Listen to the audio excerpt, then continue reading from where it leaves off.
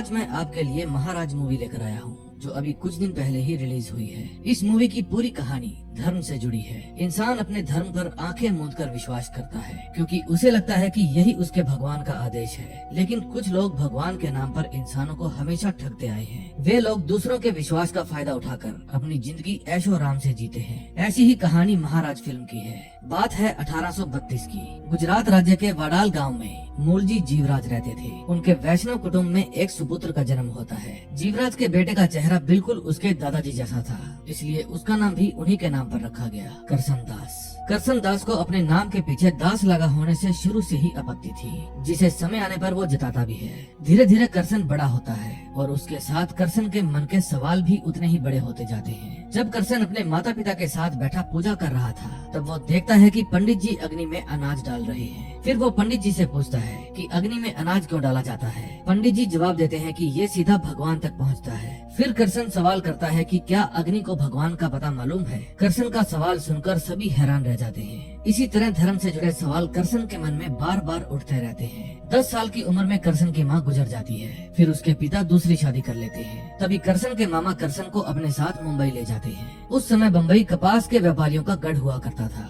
बम्बई में उस समय 7 हवेलियाँ थी। उन हवेलियों में से एक हवेली कालबा देवी के बीचों बीच बसी थी। उस समय हुकूमत तो अंग्रेजों की थी, लेकिन पूजा जाता था जेजे को। जेजे यानी हवेली का मुख्य महाराज। करसन के मामा का घर हवेली के पास ही था। करसन सबसे पहले घर जाकर अपनी विधवा भाभी से मिलता है, जिन्हें वो भाबू कहकर बुलाता है। धीरे धीरे करसन बड़ा होता है और मुंबई का ही एक हिस्सा बन जाता है। करसन की सोच हमेशा से ही क्रांतिकारी थी, जो दादा भाई नौरजी जैसे लोगों से प्रभावित थी। करसन उनके अखबार राष्ट्र गुफ्तार के लिए अक्सर लेख लिखा करता था और अपने लेख के जरिए देश में चल रही सामाजिक प्रथाओं और धार्मिक प्रथाओं दोनों के ही प्रति लोगों को जागरूक करने की कोशिश करता था। तभी हम देखते हैं आज होली का त्योहार था। करसन सबसे पहले घर में अपनी भाभू को रंग लगाता है और उसके बाद वो अपनी मंगेतर किशोरी को रंगने के लिए निकल जाता है। किशोरी के साथ करसन की सगाई काफी साल पहले ही हो चुकी है, लेकिन वो तो बस इंतजार कर रहा था कि कब उसकी पढ़ाई पूरी हो और उसके बाद करसन उससे शादी कर लेगा। जब करसन किशोरी से मिलता है तो किशोरी उसे रंग लगाने से मना कर देती है। वो कहती है कि सबसे पहले मैं जेजे कृष्ण लला को रंग लगाऊंगी और उसके बाद ही पूरे शहर के लोग होली खेलेंगे। फिर करसन उसे बहुत समझाता है कि ऐसा कुछ नहीं है, हम लोग होली खेल सकते हैं। लेकिन किशोरी उसे ये कहकर चुप करा देती है कि धर्म प्यार से बड़ा होता है और फिर वो वहाँ से चली जाती है। तभी जेजे भगवान को रंग लगाते हैं और उसके बाद होली का त्योहार शुरू किया जाता है। किशोरी के साथ शहर की और भी कई लड़कियाँ जेजे के सामने अपना नाच प्रस्तुत करती हैं। फिर जेजे अपने सिंहासन से उठते हैं और सभी लड़कियों में से सबसे पहले किशोरी को रंग लगाते हैं। उसके बाद जेजे किशोरी को अपनी चरण सेवा के लिए हवेली में आमंत्रित करते हैं। ये देख भाबू और घर के सभी लोग बहुत खुश होते हैं, क्योंकि जेजे ने सभी को छोड़कर चरण सेवा का मौका सिर्फ किशोरी को ही दिया था। उसके बाद किशोरी चरण सेवा के लिए हवेली में जाती है। उस समय करसन सभी जगह पर किशोरी को ढूंढ रहा था। तभी किशोरी की छोटी बहन करसन को बताती है कि किशोरी को चरण सेवा के लिए चुना गया है। अब करसन को पता नहीं था कि ये चरण सेवा क्या होती है, इसलिए वो सीधा हवेली जाता है। फिर हवेली पहुंचकर करसन को पता चलता है कि अगर आम लोगों को चरण सेवा देखनी है तो उन्हें बदले में बहुत सारे पैसे देने पड़ेंगे और फिर वे कमरे के बाहर खड़े होकर खिड़कियों से देख सकते हैं। फिर करसन भी खिड़की के पास जाता है और किशोरी को देखता है, लेकिन उसने जो दृश्य देखा उसे देखकर करसन के पैरों तले जमीन खिसक जाती है। उस समय किशोरी महाराज जेजे के साथ संभोग कर रही थी और इसे ही कहते हैं चरण सेवा। ये देखकर करसन क्रोधित होकर किशोरी का नाम चिल्लाता है। फिर करसन बाहर से पहरेदार को धक्का देकर कमरे के अंदर चला जाता है। करसन को कमरे के अंदर घुसा देकर खिड़की से चरण सेवा देख रहे लोग चिल्लाने लगते हैं कि करसन ने भगवान के काम में बाधा डाली है, उसे पाप लगेगा। लेकिन करसन उन सभी को चिल्लाकर कहता है कि वे सभी अभी यहाँ से चले जाएं। उसके बाद वो किशोरी से सवाल करने लगता है कि चरण सेवा के नाम पर तुम ये क्या कर रही हो, लेकिन किशोरी उसे बताती है कि ये चरण सेवा है। उसके बाद वो करसन से कहती है कि तुम यहाँ से चले जाओ, मैं थोड़ी देर में घर आऊंगी। फिर करसन गुस्से में आकर वहाँ से चला जाता है। घर जाकर करसन फूट फूट कर रोने लगता है, ये सोचकर कि उसकी मंगेतर ने ऐसा क्यों किया। फिर वो पूरा दिन उसी दृश्य के बारे में सोचता रहता है। फिर अगली सुबह किशोरी करसन से मिलने आती है। फिर किशोरी करसन से माफी मांगती है और उसको समझाती है कि ये प्रथा बरसों से चली आ रही है। एक न एक दिन सभी स्त्रियां चरण सेवा के लिए जाती हैं, लेकिन करसन उस पर चिल्लाने लगता है, क्योंकि अपने पति को छोड़कर किसी और के साथ ये सब करना प्रथा नहीं पाप है। फिर करसन किशोरी के साथ अपनी सगाई भी तोड़ देता है और गुस्से में वहाँ से चला जाता है। फिर किशोरी रोती हुई जेजे के पास जाती है और उसे सारी बात बताती है कि करसन ने उसके साथ सगाई तोड़ दी है। फिर जेजे उसे समझाता है कि उसे रोने की कोई जरूरत नहीं, ये सब तो होता ही रहता है। उसके बाद जेजे किशोरी से कहता है कि आज से वो उसकी खास है और उसकी लाडली है। ये शब्द किशोरी के दिमाग में बस जाते हैं। फिर जेजे की खास होने की बात सुनकर वो खुश हो जाती है और वहीं पर सो जाती है। जब किशोरी सोकर उठती है तो देखती है जेजे वहाँ पर नहीं है। फिर जब किशोरी वहाँ पर खड़ी औरत से पूछती है तो वो बताती है कि जेजे शाम की आरती के लिए गए हैं। फिर किशोरी कमरे से बाहर आती है और आंगन में टहलने लगती है। टहलते समय किशोरी को जेजे की चरण पादुका सामने वाले कमरे के बाहर दिखती है। फिर किशोरी कमरे के अंदर जाने ही वाली थी कि तभी बाहर से उसे जेजे की आवाज सुनाई देती है। उस समय जेजे किसी दूसरी लड़की को कह रहे थे कि आज से तुम जेजे की खास हो। ये सुनकर किशोरी को थोड़ा आश्चर्य होता है क्योंकि यही वाक्य जेजे ने उसको भी कहे थे। फिर उसके बाद जेजे अंदर बैठी लड़की को चरण सेवा प्रारंभ करने के लिए कहते हैं। तभी किशोरी जब चुपके से दरवाजे के अंदर झांकती है तो उसे पता चलता है कि वो तो उसकी छोटी बहन है जो जेजे के समक्ष खड़ी है। अब किशोरी को समझ में आ जाता है कि ना जाने जेजे ने कितनी लड़कियों के साथ ऐसा किया है। फिर किशोरी दरवाजा खोलकर अंदर आ जाती है और अपनी बहन देवी को खींचकर एक थप्पड़ देती है। जाते जाते वो जेजे से कहती है कि जेजे ने उसका विश्वास तोड़ा है। फिर वे दोनों घर चले जाते हैं। घर जाकर किशोरी अपनी बहन को समझाती है। आज जो भी हुआ किशोरी उसके कारण अंदर से टूट चुकी थी क्योंकि धर्म के चक्कर में उसने अपने प्यार को खो दिया था।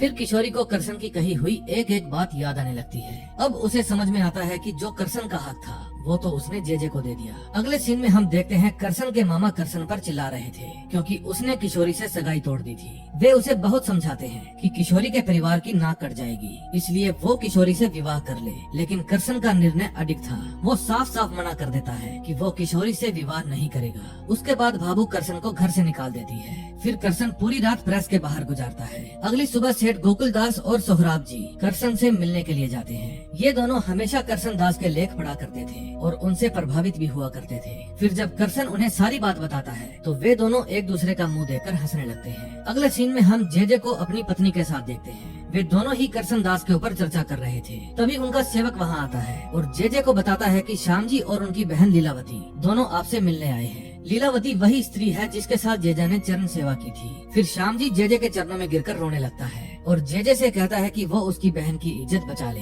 क्योंकि लीलावती पेट से हो गई थी। फिर जेजे श्याम जी को एक डॉक्टर के बारे में बताता है और कहता है कि वहाँ जाकर बच्चा गिरवा दो। ये सुनकर श्याम जी को जेजे पर बहुत गुस्सा आता है। अब वो जेजे को मारने ही वाला था लेकिन तभी जेजे के सेवक उसे पकड़ लेते हैं। फिर लीलावती जेजे के चरणों में गिर जाती है और कहती है कि ये भगवान का बच्चा है इसलिए वो इसे नहीं गिराएगी। वो ऐसा इसलिए कहती है कि सभी लोग जेजे को भगवान मानते थे। फिर इसके बाद जेजे लीलावती को प्रसाद बताकर एक लड्डू खाने के लिए देते हैं और फिर उन दोनों को हवेली से बाहर कर दिया जाता है। फिर हवेली के बाहर श्याम जी मदद के लिए चिल्लाते हैं क्योंकि उस लड्डू को खाकर लीलावती को अजीब सी उल्टियाँ होने लगी थी। तभी करसन वहाँ से गुजर रहा था। फिर वो श्याम जी और लीलावती को देख लेता है। फिर वो उनको वहीं पर रुकने के लिए कहता है और दौड़कर एक सामान ढोने वाली गाड़ी लेकर आता है ताकि लीलावती को वैद्य के पास ले जाया जा सके। लेकिन जब वो वहाँ पर वापस आता है तो देखता है श्याम जी और लीलावती दोनों ही वहाँ पर नहीं है। फिर करसन भागता हुआ हवेली के दूसरे महाराज लावन जी महाराज के पास जाता है क्योंकि हो सकता है कि शायद उन्होंने उन दोनों को देखा हो। फिर करसन महाराज से हवेली के बाहर बैठे दो लोगों के बारे में पूछता है लेकिन वो जवाब देते हैं कि ना जाने ऐसे कितने ही लोगों को ये हवेली निगल चुकी है। फिर करसन दास उनसे सवाल करने लगता है कि वे और हवेली के अन्य महाराज उनके खिलाफ आवाज क्यों नहीं उठाते। लेकिन लावन जी महाराज अपना सिर नीचे कर लेते हैं क्योंकि हवेली की सारी संपत्ति जेजे की प्रतिभा से ही आई है, इसीलिए वे सभी जेजे के खिलाफ नहीं जा सकते थे। फिर लावन जी महाराज की बातें सुनकर करसन दास उदास हो जाता है और वहाँ से चला जाता है। अगली सुबह करसन दास नारोजी भाई के पास जाता है और उनको सारी बात बताता है। वो उनसे कहता है कि हवेली में जो कुछ भी हो रहा है वो सभी लोगों के सामने लाना जरूरी है। लेकिन नरोजी भाई उसे समझाते हैं कि जब हवेली के अंदर रहकर लावन जी महाराज कुछ नहीं कर पाए तो वे लोग क्या कर सकते हैं। नरोजी भाई करसन को एक पिता की तरह समझाते हैं कि अगर वो बदलाव लाना चाहता है तो उसकी शुरुआत उसे खुद से करनी होगी, यानी कि उसे किशोरी को माफ कर देना चाहिए और उसे सुधरने का एक मौका देना चाहिए। फिर करसन को नरोजी भाई की बात बिल्कुल सही लगती है और वो ये तय करता है कि वो आज ही किशोरी को माफ कर देगा और खुद भी उससे माफी मांग लेगा। करसन और नरोजी भाई आपस में बात कर ही रहे थे, तभी वहाँ दौड़ता हुआ एक आदमी आता है और करसन को तुरंत ही बाहर चलने के लिए कहता है। जब करसन बाहर जाकर देखता है तो बाहर किशोरी की लाश पड़ी थी क्योंकि किशोरी ने पश्चाताप की आग में कुएं में कूदकर अपनी जान दे दी थी। तभी हम देखते हैं कि किशोरी की मिट्टी के अगल बगल बैठे लोग रो रहे थे। किशोरी की मौत के बाद करसन उदास बैठ जाता है। जैसे उसे कोई बड़ा सदमा लग गया हो। तभी किशोरी की बहन देवी करसन के पास आती है और मरने से पहले किशोरी ने जो खत लिखा था वो खत करसन को देती है। खत में किशोरी ने अपनी की हुई भूल के लिए करसन से माफी मांगी थी और साथ ही खत में ये भी लिखा था कि करसन को अब जेजे के खिलाफ लड़ना चाहिए ताकि जो कुछ भी किशोरी के साथ हुआ वो किसी और स्त्री के साथ ना हो। खत पढ़ने के बाद करसन सीधा जेजे के पास जाता है और उसे चेतावनी देता है कि अब लड़ाई शुरू हो चुकी है और अब करसन जेजे का असली चेहरा दुनिया के सामने लाकर ही रहेगा। फिर अगले दिन करसन नरोजी भाई को एक पत्र लिखता है और उसे अपने अखबार में छापने के लिए कहता है, लेकिन नरोजी भाई करसन का पत्र छापने से मना कर देते हैं क्योंकि पत्र में करसन ने सीधा निशाना जेजे पर साधा था और उनके पत्र को बहुत सारे वैष्णव पढ़ा करते थे जो अपने महाराज के खिलाफ इतना बड़ा इल्जाम बर्दाश्त नहीं कर पाएंगे। फिर सेठ गोकुलदास और सोहराब जी वे दोनों भी नरोजी भाई की बात से सहमत होते हैं। फिर करसन बहुत सोचता है और तय करता है कि अब वो खुद की ही पत्रिका निकालेगा और उसका नाम रखेगा सत्य प्रकाश। करसन की ये बात सभी को सही लगती है और फिर वे सत्य प्रकाश निकलवाने में उसकी हेल्प करते हैं। फिर करसन सोहराब जी भाई से एक जगह लेकर वहीं पर अपनी प्रेस खोल लेता है। अब रात हो जाती है और सत्य प्रकाश का पहला पत्र छपकर तैयार हो जाता है। करसन दास के यहाँ काम करने वाले नानू भाई इस पत्रिका की सभी प्रतियां लेकर गाड़ी में निकलते हैं, लेकिन रास्ते में उन्हें जेजे के आदमी रोक लेते हैं और सारी पत्रिकाएं जला देते हैं। इधर जेजे जब उन पत्रिकाओं को देखता है तो उसे क्रोध आ जाता है। फिर वो आदेश जारी करता है कि कल से हवेली के पट बंद रहेंगे, ना तो सुबह की आरती होगी और ना ही शाम की। फिर लावंजी भाई जेजे को समझाते हैं कि भक्त मंगल दर्शन किए बिना अन्न का एक भी निवाला नहीं खाएंगे, लेकिन जेजे उनकी बात पर हंसने लगता है क्योंकि यही तो वो चाहता था कि उसके भक्त खुद करसन को खींचकर वहाँ पर लाएं और जेजे के समक्ष माफी मंगवाएं। अगली सुबह हवेली के बाहर बोर्ड लग जाता है कि जब तक करसन दास जेजे से माफी नहीं मांगेगा तब तक हवेली के पट बंद रहेंगे। सभी भक्त बोर्ड पढ़ने के बाद करसन को चिल्ला चिल्लाकर बुलाने के लिए कहते हैं, लेकिन करसन ने इस मुश्किल से निकलने के लिए एक तरीका सोच रखा था। वो भगवान की एक तस्वीर लेकर आता है और हवेली के बाहर स्थित पेड़ के नीचे रख देता है। उसके बाद वो सभी भक्तों को समझाता है कि वे लोग अपनी भूख का फायदा जेजे को मत उठाने दें। भगवान तो वही है, हवेली के अंदर भी और हवेली के बाहर इस तस्वीर में भी। इसलिए वे सभी लोग आज यहीं पर अपनी पूजा करके अपना भोजन ग्रहण करें। उन सभी लोगों को करसन की बात सही लगती है। इसके बाद लवंजी महाराज भी वहाँ पर आ जाते हैं और उस तस्वीर के सामने मंगल आरती करते हैं। अब करसन ने जेजे का सारा खेल खराब कर दिया था। अगले सीन में हम देखते हैं विराज नाम की एक लड़की करसन के पास काम की अर्जी देने आती है और करसन उसे काम पर रख लेता है। अब जेजे फिर से एक नई चाल चलता है और करसन के पिता को गुजरात से बुलवा लेता है। वो करसन के पिता को कहता है कि वे अपने बेटे को समझा लें, नहीं तो कुछ बुरा हो सकता है। फिर करसन के पिता करसन के पास जाते हैं और उसे अपनी पत्रिका में छापने के लिए एक पत्र देते हैं। पत्र में लिखा था कि आज से उनका और करसन का कोई भी नाता नहीं है और न ही उनकी जायदाद पर करसन का कोई हक। उन्हें लगता था कि ये सुनकर करसन मान जाएगा, लेकिन करसन नहीं मानता। फिर करसन विराज को ये पत्र छापने के लिए कहता है और उसे सत्य प्रकाश में छपवा देता है। फिर करसन के पिता नाराज होकर वहाँ से चले जाते हैं। अगले सीन में हम देखते हैं करसन दास नदी के किनारे पर बैठा था। फिर विराज उसके पास आती है और उसे थोड़ा हंसाने की कोशिश करती है। उस समय करसन काफी उदास था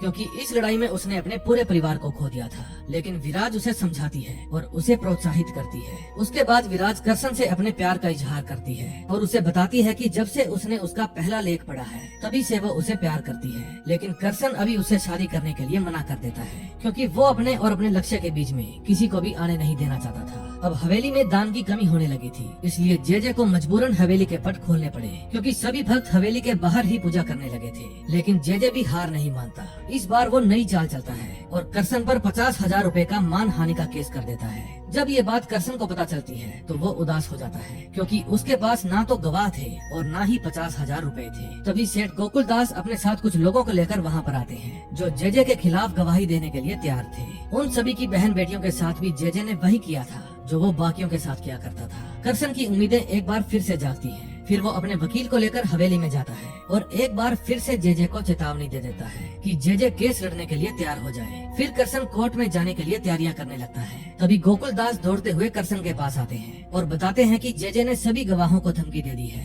कि अगर उन्होंने गवाही दी तो अच्छा नहीं होगा। गोकुलदास और करसन बात कर ही रहे थे कि तभी वहाँ पर एक आदमी आता है और दौड़कर करसन को बाहर चलने के लिए कहता है। जब करसन बाहर जाकर देखता है तो पाता है कि उसकी सत्य प्रकाश की इमारत बहुत तेजी से जल रही है। अब करसन तुरंत ही समझ जाता है कि ये जेजे का ही काम है। अब करसन फिर से उदास हो जाता है और उसके बगल में बैठी विराज उसे समझाने लगती है। तभी वहाँ पर एक आदमी आता है और करसन से कहता है कि उसे जेजे की पत्नी ने तुरंत बुलाया है। फिर जब करसन जेजे की पत्नी के पास जाता है तो वो उसे एक घर का पता बताती है और कहती है कि करसन वहाँ जाएगा तो उसे एक गवाह मिल जाएगा। फिर करसन तुरंत ही उस पते पर पहुँचता है। घर के अंदर श्याम जी और उसकी बहन लीला होती है। फिर करसन उन्हें देखकर हैरान हो जाता है क्योंकि उस दिन तो वो हवेली उनको निगल गई थी और आज वे अचानक से उसके सामने आ गए। फिर श्याम जी करसन को सारी बात बताते हैं कि वो हवेली उन दोनों को निगल नहीं गई थी बल्कि जेजे की पत्नी ने उन्हें अंदर बुला लिया था। फिर उसके बाद जेजे की पत्नी ने लीला को अदरक वाला पानी पिलाकर बड़ी मुश्किल से उसकी उल्टियाँ बंद की। फिर श्याम जी करसन को ये भी बताते हैं कि वो और उसकी बहन जेजे के खिलाफ गवाही देंगे। अब करसन सारी बात समझ जाता है कि जेजे की पत्नी खुद ये चाहती है कि वो जेजे के खिलाफ केस लड़े। अब करसन एक बार फिर से सत्य प्रकाश की इमारत को ठीक करवाता है और जेजे के खिलाफ केस लड़ने के लिए तैयारियां करता है। उधर जेजे भी एक नई चाल चलता है। जेजे के गुप्तचरों से उसे पता चलता है कि करसन अब लीला की गवाही लेगा, तो जेजे लीला को वहाँ से उठवा लेता है और उसकी शादी अपने सेवक के साथ रातों रात ही करवा देता है, जिससे कोर्ट में ये साबित हो जाए कि वो जो बच्चा है वो जेजे के सेवक का है, जेजे का नहीं। करसन को जब ये बात पता चलती है तो वो बहुत क्रोधित हो जाता है, लेकिन वो कुछ कर नहीं पाता। फिर करसन अपने मन में ठान लेता है कि वो ये केस जरूर लड़ेगा और जेजे को उसके कर्मों की सजा दिलवा कर ही रहेगा। अब कोर्ट में जाने का दिन आ जाता है। जेजे के हजारों भक्त कोर्ट के बाहर खड़े होकर उसका समर्थन कर रहे थे, लेकिन फिर भी करसन उनसे नहीं घबराता। करसन का वकील सबसे पहले गवाही के लिए जेजे के पर्सनल डॉक्टर रामकृष्ण को बुलाते हैं। डॉक्टर सभी को बताते हैं कि जेजे को चांदी का रोग है। चांदी का रोग आदमी को तब होता है जब वो एक से ज्यादा स्त्रियों के साथ संभोग करता है, लेकिन जेजे अपनी बात को तुरंत घुमा देता है। वो कहता है कि उसने अपने डॉक्टर से चांदी का रोग नहीं बल्कि चांदा का रोग कहा था, जो एक प्रकार के फोड़े फिन से निकलने वाली बीमारी है। डॉक्टर को शायद सुनने में फर्क रह गया होगा।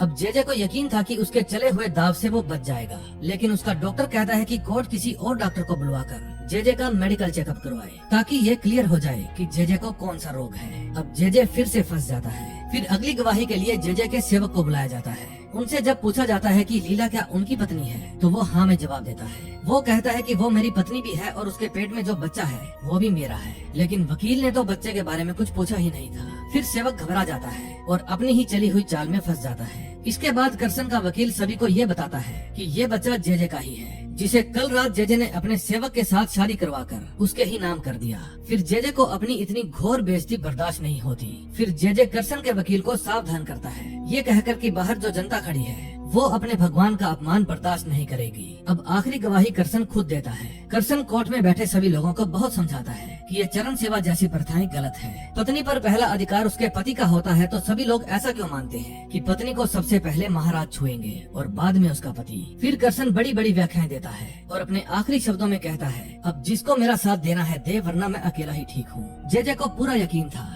कि करसन का साथ कोई नहीं देगा, लेकिन पीछे से एक आवाज आती है, मैं साथ दूंगी। फिर सभी पीछे मुड़कर देखते हैं तो पीछे करसन की भाभी खड़ी थी। भाभी की बात सुनकर और महिलाएं भी करसन का साथ देने के लिए खड़ी हो जाती हैं और जेजे केस हार जाता है। करसन के ऊपर लगा मान हानि का दावा भी समाप्त हो जाता है। फिर जब जेजे कोर्ट से बाहर निकलता है तो उसके सभी भक्त उसे घृणा की दृष्टि से देखते हैं। अब जेजे का कोई भी भक्त उसके साथ नहीं था, क्योंकि उसके काले कारनामों का अंत हो चुका था। करसन किशोरी के खत में लिखा वादा पूरा करता है और इसी के साथ इस मूवी का भी अंत हो जाता है। दोस्तों, इस मूवी में हमें ये दिखाया गया है कि हमें किसी पर भी आंख मूंद कर विश्वास नहीं करना चाहिए। लोग भगवान के नाम पर इंसानों को ठगने की कोशिश करते हैं, जैसे जेजे ने किया। अपने अपने धर्म को हर व्यक्ति मानता है, क्योंकि उसका धर्म ही उसकी जान है और उसकी पहचान है। लेकिन जो गलत है उस पर आवाज उठाना जरूरी है, क्योंकि अगर हम आवाज नहीं उठाएंगे तो कोई नहीं उठाएगा। उम्मीद है आपको ये मूवी और एक्सप्लेनेशन अच्छी लगी होगी, और अगर आप इस तरह की मूवी और देखना चाहते हैं तो हमारे चैनल को सब्सक्राइब कर लें। हम मिलेंगे नए दिन नई मूवी के साथ। Till then, bye bye.